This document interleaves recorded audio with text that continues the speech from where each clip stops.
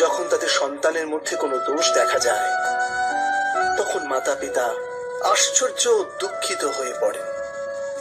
মাতা পিতা হৃদয়ে এই প্রশ্নই করে যে তাদের সন্তানের মধ্যে এই অপসংস্কার এলো কেমন করে। সত্য তো এটাই যে মাতা পিতা নিজের সন্তানের মনে অজান্তেই অপসংস্কারে বীজ রোপণ করে, যা তাদের সন্তানের হৃদয় ভূমিতে কুশিক্ষার বৃক্ষ হয়ে মাথা তোলে। অর্থাৎ নিজের সন্তানদের সুসংস্কার আর ধর্মপরায়ণ করে তোলার আশা রাখে যে মাতা পিতা, তাদের সর্বপ্রথম তাদের নিজের হৃদয়ের ইচ্ছার উপর নিয়ন্ত্রণ রাখাটা অনিবার্য নয় কি?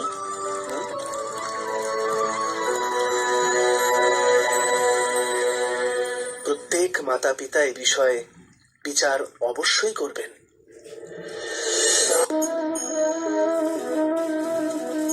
মানুষের এই স্বভাব যে সে স্বয়ং নিজের পরিবারকে, নিজের সন্তানদের অধিকতর সুখ লাভ হোক সেই প্রচেষ্টাই করে।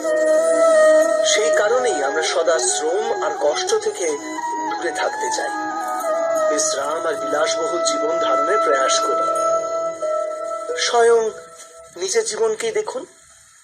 এটা কি সত্য নয় যে আমরা আমাদের সন্তানদের জন্য সর্বদা বিশ্রাম ও স্বাচ্ছন্দ্যের আয়োজন করতে চাই? কিন্তু কখনো কি ভেবেছেন যে ওদের এই বিশ্রাম থেকে কি ফল লাভ হয়?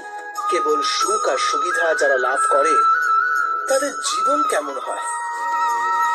শরীর যখন শ্রম করে তখন অধিক সুস্থ থাকে, বুদ্ধিও যখন কঠিন পরিস্থিতির সম্মুখীন হয় তখন আরো তেজস্বী হয়ে ওঠে।